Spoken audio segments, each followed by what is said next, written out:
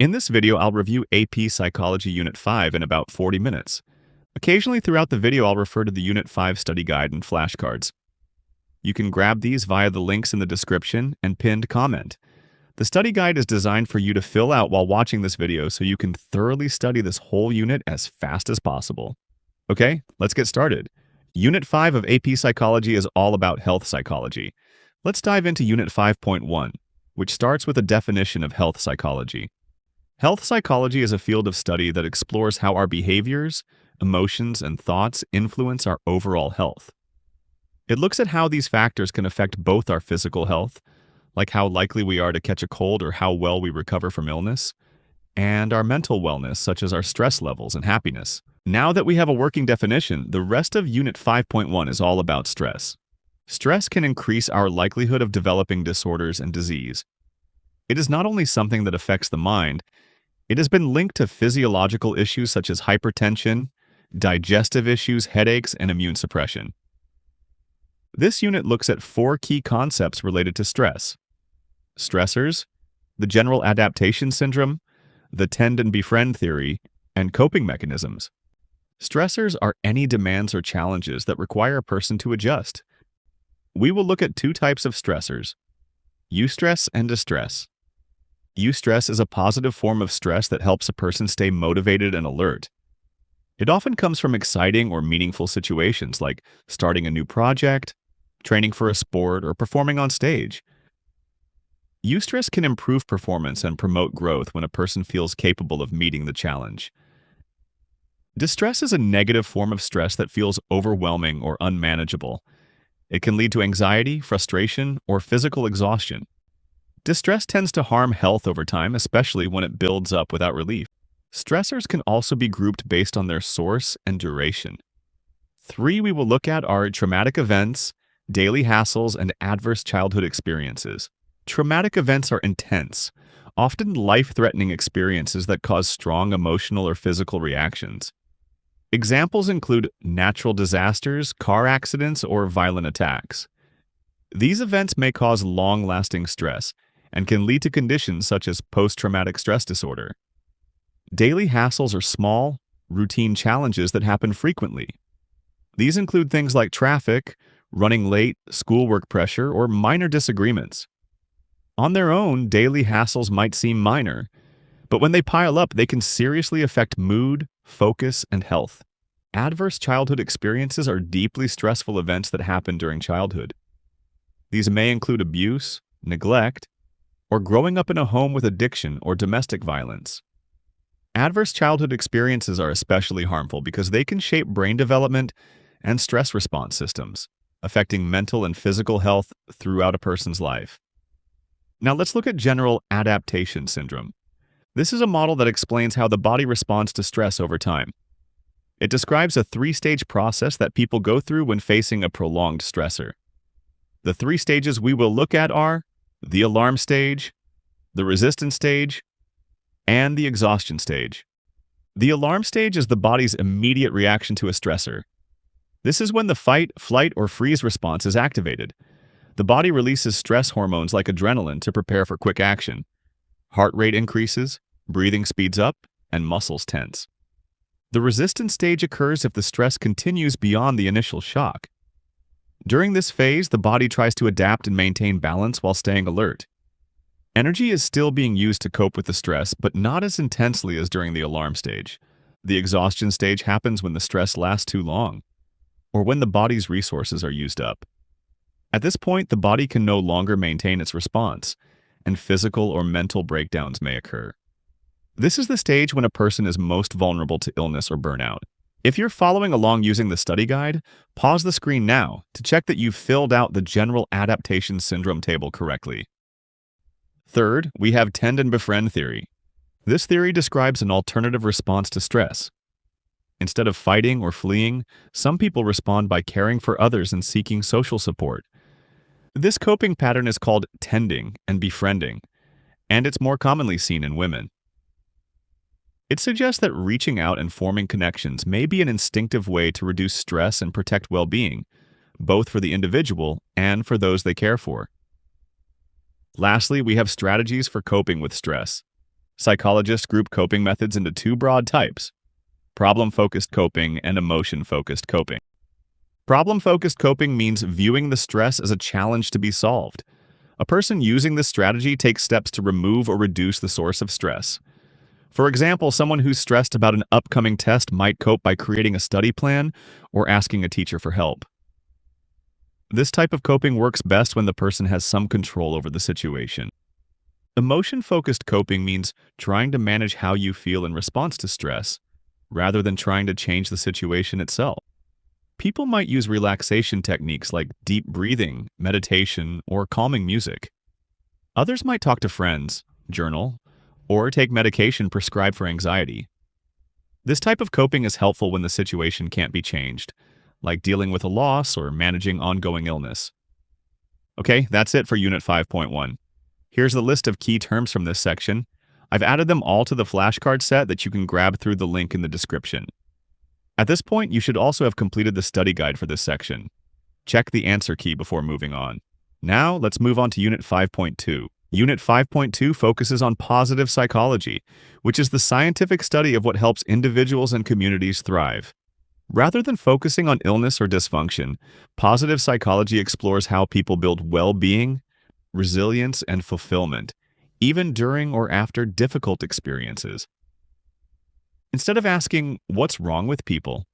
positive psychology asks, "What makes life worth living?"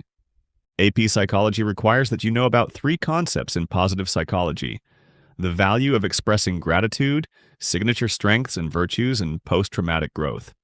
Expressing gratitude is one of the most studied practices in positive psychology. Gratitude involves recognizing and appreciating the good in one's life. Research shows that people who regularly express gratitude experience higher levels of subjective well-being, including better mood, more optimism, and greater life satisfaction. Keeping a gratitude journal or saying thank you to others are simple ways that have been shown to increase happiness.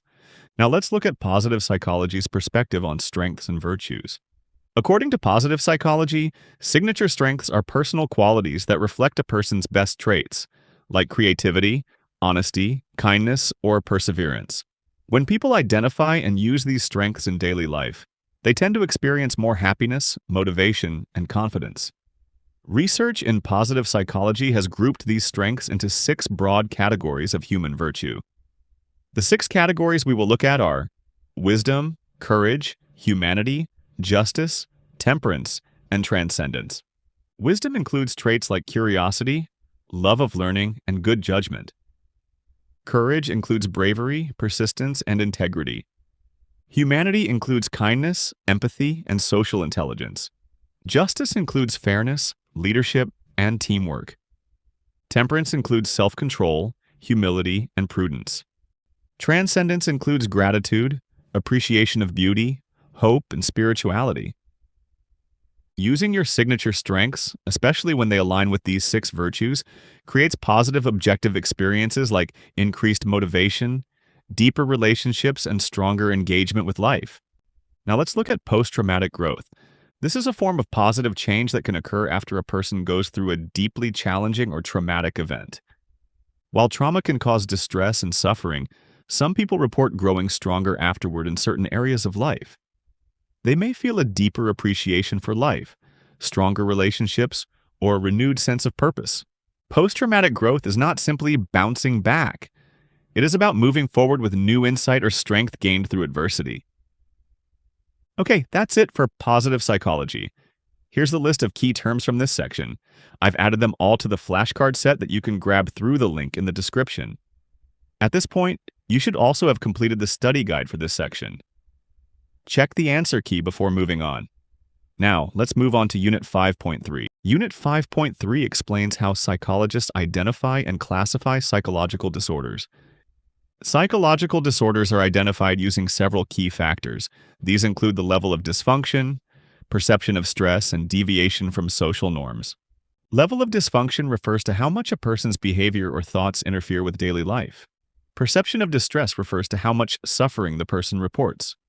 Deviation from social norms refers to behavior that differs significantly from what is considered typical or acceptable in a given culture. No single factor is enough by itself. Psychologists look for patterns across these areas. Diagnosing psychological disorders can have both helpful and harmful effects.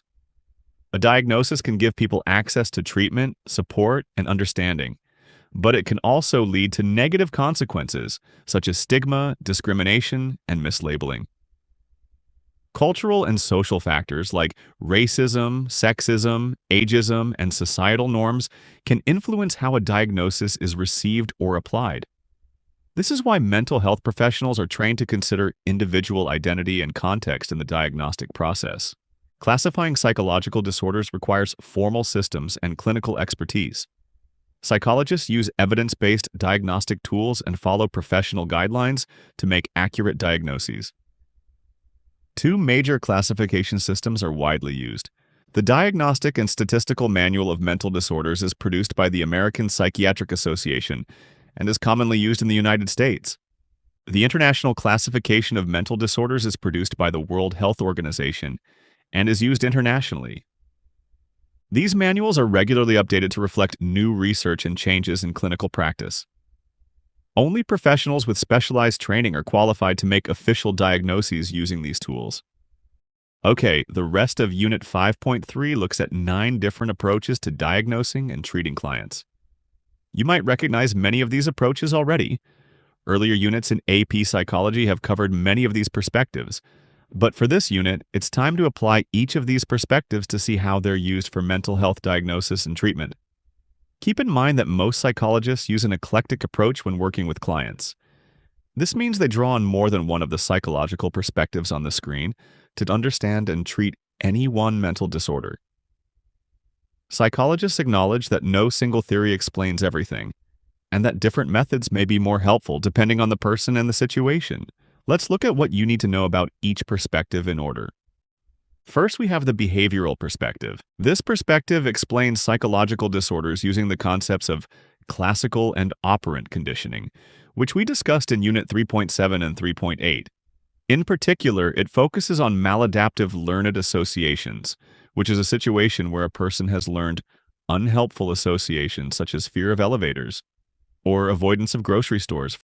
For example, if someone has a panic attack in a grocery store, their brain might start to think that grocery stores are dangerous, so they start avoiding grocery stores.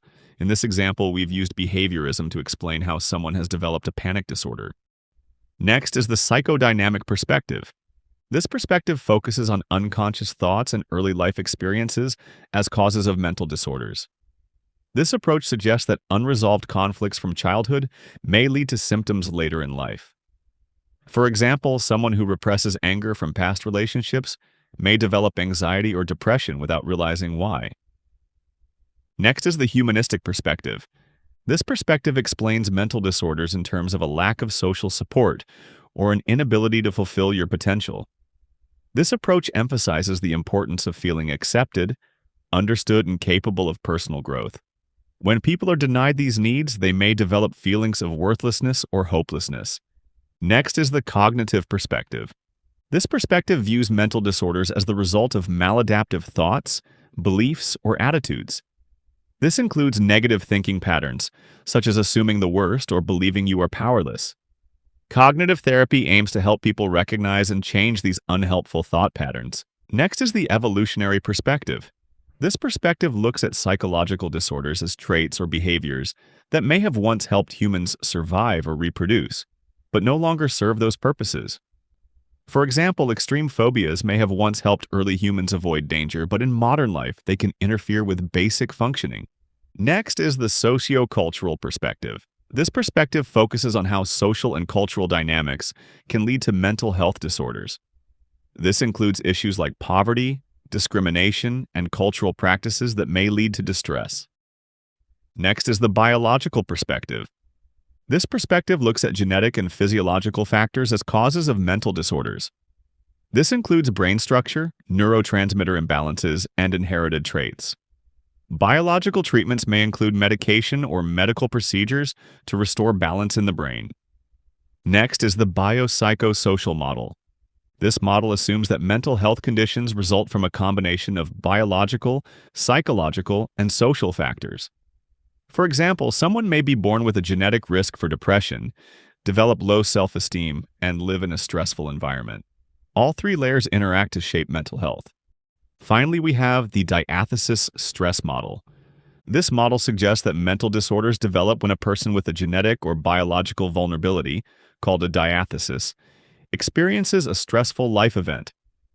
Neither the vulnerability nor the stress alone may cause the disorder, but the combination can trigger it. For example, someone with a family history of anxiety may develop symptoms after losing a job or experiencing trauma. Okay, that's it for Unit 5.3. Here's the list of key terms from this section. I've added them all to the flashcard set that you can grab through the link in the description. At this point, you should also have completed the study guide for this section. Check the answer key before moving on. Now let's move on to Unit 5.4. Unit 5.4 looks at 10 categories of psychological disorders. These are listed on the screen now. For each category, AP Psychology requires knowledge of the defining symptoms, examples of disorders within the category, and possible causes based on current research.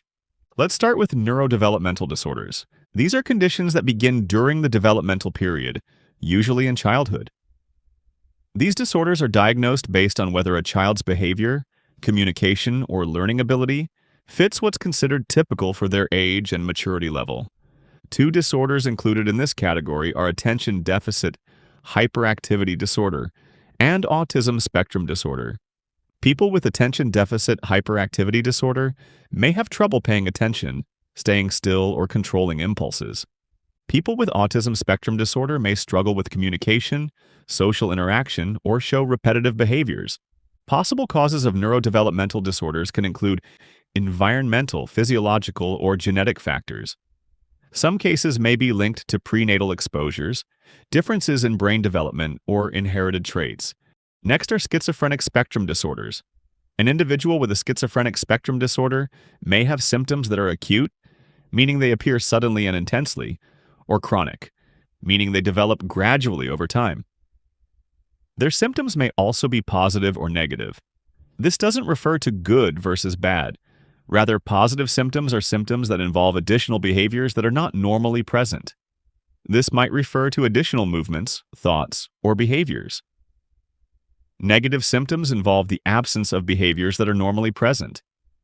Examples include flat affect, which refers to showing little or no emotional expression, and catatonic stupor, which refers to remaining motionless for long periods. You need to be able to name and understand each of the 4 schizophrenic spectrum disorders listed on screen now, so let's look at them one at a time, starting with delusions. Delusions are false beliefs that a person holds, despite strong evidence against them.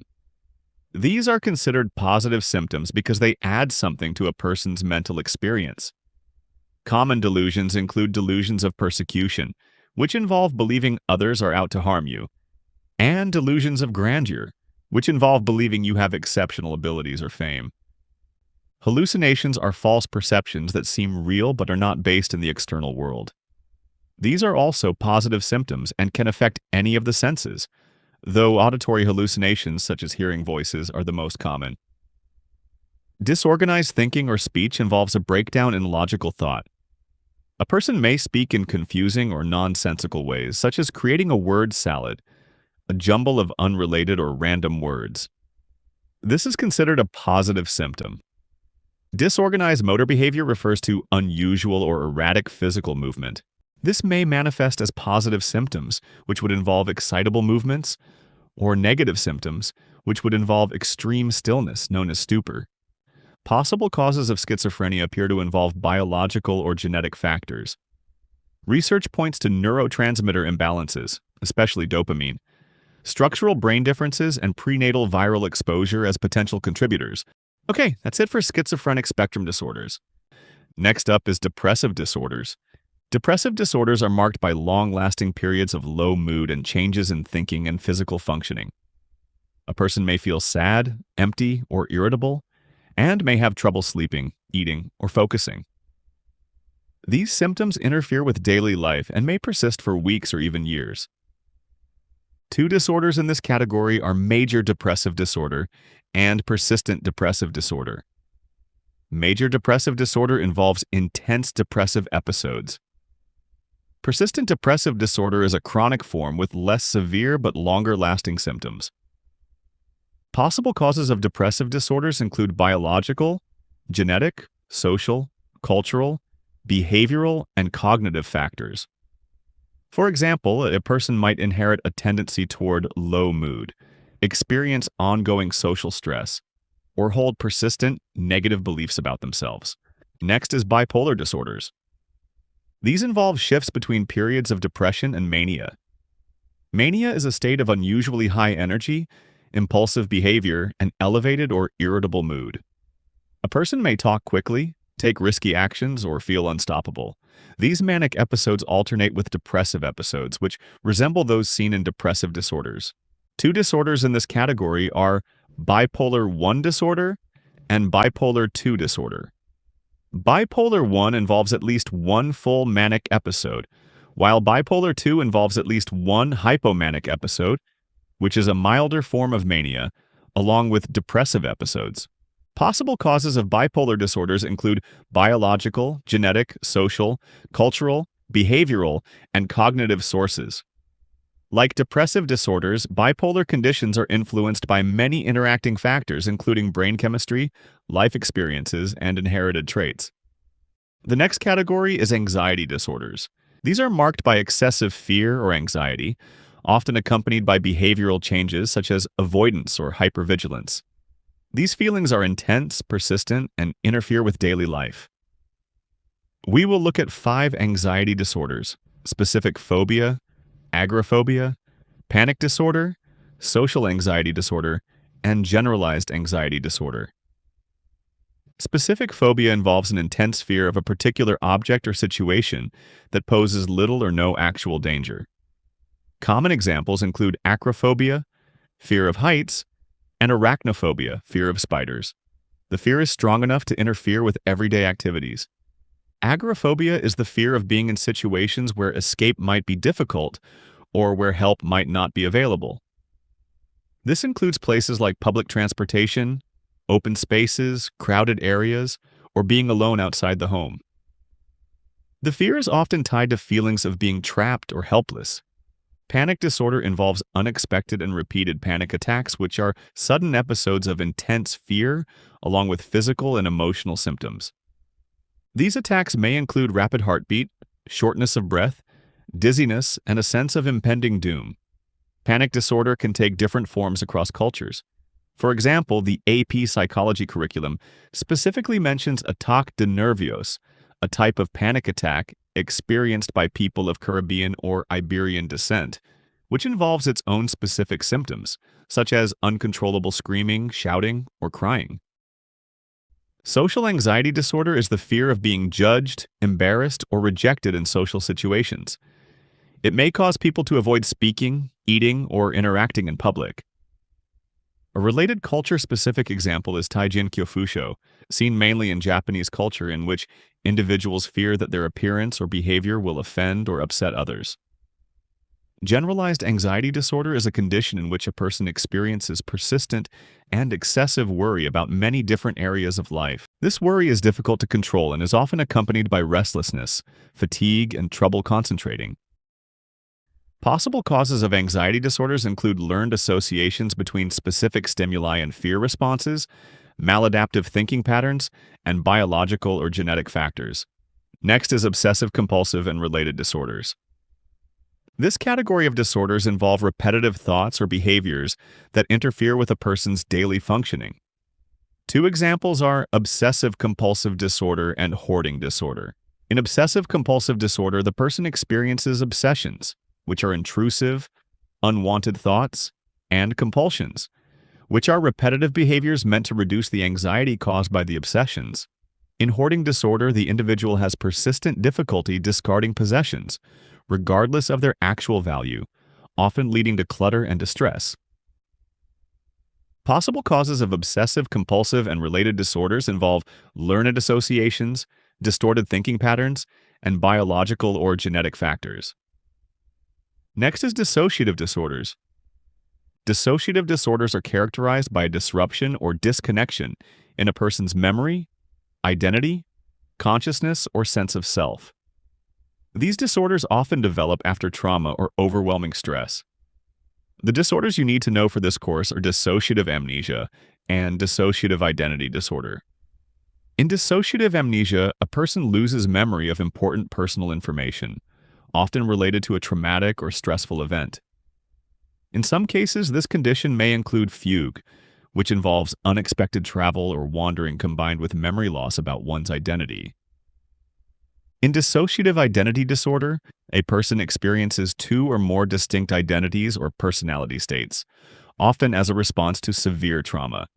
Possible causes of dissociative disorders center on traumatic experiences and psychological stress. Next is trauma and stressor-related disorders. These disorders arise after a person has been exposed to a highly stressful or traumatic event, such as a natural disaster, serious car accident, physical assault, or combat exposure. The key disorder in this category is post-traumatic stress disorder, which may include symptoms such as hypervigilance, flashbacks, severe anxiety, emotional detachment, insomnia, and irritability or hostility. The next category is feeding and eating disorders. These disorders are marked by harmful changes in eating behavior that damage a person's health or psychological well-being. Two disorders in this category are anorexia nervosa and bulimia nervosa. In anorexia nervosa, a person restricts food intake and has an intense fear of gaining weight, often leading to dangerously low body weight. In bulimia nervosa, a person engages in cycles of binge eating, followed by behaviors like vomiting or excessive exercise to avoid weight gain. Possible causes of feeding and eating disorders may include biological, genetic, social, cultural, behavioral, or cognitive factors. Media pressure, body image expectations, and family dynamics may all play a role. The final category is personality disorders. These are long-lasting patterns of behavior and inner experience that deviate from cultural expectations, are rigid and inflexible, and begin by adolescence or early adulthood. These patterns can cause serious difficulties in relationships, work, and self-image. Personality disorders are grouped into three clusters called Cluster A, Cluster B, and Cluster C. Cluster A is known as the odd or eccentric cluster. It includes paranoid, schizoid, and schizotypal personality disorders. People in this cluster may appear distant, suspicious, or disconnected from others. Cluster B is the dramatic, emotional, or erratic cluster. It includes antisocial, histrionic, narcissistic, and borderline personality disorders. These disorders often involve intense emotions, impulsive behavior, or unstable relationships. Cluster C is the anxious or fearful cluster. It includes avoidant, dependent, and obsessive-compulsive personality disorders. These disorders are marked by chronic worry, fear of rejection, or a need for control. Possible causes of personality disorders include biological, genetic, social, cultural, behavioral, or cognitive influences. Okay, that's it for Unit 5.4. Here's the list of key terms from this section. I've added them all to the flashcard set that you can grab through the link in the description. At this point, you should also have completed the study guide for this section. Check the answer key before moving on. Now let's move on to Unit 5.5. Unit 5.5 explains how psychological disorders are treated using psychotherapy, which is the use of psychological techniques to help individuals improve mental health and well-being. The section can be roughly understood as having two halves. In the first half, we'll talk about the effectiveness of psychotherapy, treatment settings, and ethical principles for psychotherapeutic treatment. In the second half, we'll cover the different types of psychotherapeutic treatment. Let's start with the discussion of the effectiveness of psychotherapy. Here we'll cover the research basis, evidence-based interventions, and the concept of the therapeutic alliance. Many researchers have conducted meta-analyses or large-scale reviews of data from multiple studies and have found that psychotherapies are generally effective in treating a wide range of disorders. Today, many psychologists use evidence-based interventions, meaning that treatment plans are based on research showing what works best for specific disorders. In order for therapy to be successful, therapists must build a therapeutic alliance, a trusting, respectful, and collaborative relationship with the client. Therapists must also practice cultural humility, meaning they stay open to the client's cultural background and avoid making assumptions based on their own perspective. Next, you need to understand how treatment settings have changed over time. The two trends are deinstitutionalization and decentralization. Deinstitutionalization refers to the fact that large numbers of people were released from psychiatric hospitals and asylums in the late 20th century. Today, psychologists and psychiatrists often use a decentralized approach to care, combining medication with therapy in outpatient settings like clinics, private practices, and community centers. Next up, we need to cover the ethical principles for conducting psychological treatments. It is highly likely you will need to show understanding of these in your exam, so make sure you take notes. Essentially, psychologists who provide therapy must follow ethical principles set by professional organizations. According to the American Psychological Association, these principles include non-maleficence, fidelity, integrity, and respect for people's rights and dignity. Non-maleficence means that psychologists must avoid actions that could harm the client. This includes physical, emotional, and psychological harm, whether intentional or unintentional. Fidelity refers to maintaining trust between the therapist and client. Therapists are expected to be dependable, reliable, and committed to the professional relationship. Integrity means being honest, accurate, and truthful in communication and behavior. Therapists must not mislead clients or exaggerate their skills or credentials. Respect for people's rights and dignity means recognizing each person's autonomy, their privacy, and cultural background. Therapists must treat all clients with fairness and uphold their right to make decisions about their own treatment. Okay, for the rest of Unit 5.5, we'll dive into different types of treatment. Just like our discussion of diagnosis earlier in this unit, we'll delve into the common approaches, which are listed on the screen now. But this time, the focus will be on treatment rather than diagnosis. Let's start with psychodynamic therapy. Psychodynamic therapies are based on the idea that unconscious thoughts and early life experiences shape current behavior and emotional struggles. The goal is to help clients gain insight into unresolved conflicts and inner motivations.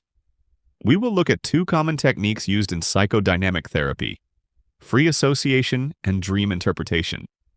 Free association involves encouraging the client to speak freely without censorship. This helps bring unconscious thoughts to the surface. Dream interpretation is used to uncover symbolic meanings within a client's dreams. Okay, let's move on to cognitive therapies. Cognitive therapies focus on identifying and changing unhelpful thought patterns that contribute to emotional distress. The goal is to help clients think more clearly and constructively. We will look at three core elements of cognitive therapy: cognitive restructuring, fear hierarchies, and the cognitive triad. Cognitive restructuring involves teaching clients to recognize distorted or irrational thoughts and replace them with more balanced and realistic ones. This process helps reduce emotional suffering by changing how clients interpret situations. Fear hierarchies are used to treat anxiety by gradually exposing clients to feared situations in a step-by-step way. Clients begin with mildly distressing situations and work up to more difficult ones, gaining confidence at each stage. The cognitive triad refers to a pattern of negative thinking about oneself, the world, and the future. In the self section, the client believes they are inadequate, unlovable, or worthless. They may think things like, "I'm a failure," or "there's something wrong with me." In the world section, the client sees the world as unfair, overwhelming, or full of obstacles. In the future section, the client expects failure or feels hopeless. They may think things will never get better or there's no point in trying. In cognitive therapy, the goal is to help people become aware of these patterns and learn to challenge and change them. By identifying and questioning these negative thoughts, people can begin to develop more balanced and realistic ways of thinking, which often leads to feeling better emotionally. Next up is applied behavior analysis. Applied behavior analysis is a therapeutic approach based on principles of conditioning. It focuses on changing behavior through reinforcement, punishment, and other learning-based strategies. We will look at 4 applications of applied behavior analysis: exposure therapies, aversion therapies, token economies, and biofeedback. Exposure therapies help clients gradually face their fears in a controlled and safe way. A common example is systematic desensitization, where the person is slowly exposed to a feared situation while practicing relaxation strategies. Aversion therapies pair an unwanted behavior with an unpleasant experience to reduce the behavior. For example, a bitter substance might be applied to the fingernails to reduce nail biting. Token economies use rewards to encourage desired behaviors. Clients earn tokens for positive behaviors, which they can later exchange for meaningful rewards or privileges. Biofeedback teaches clients to control physical processes that are usually automatic, such as heart rate or muscle tension.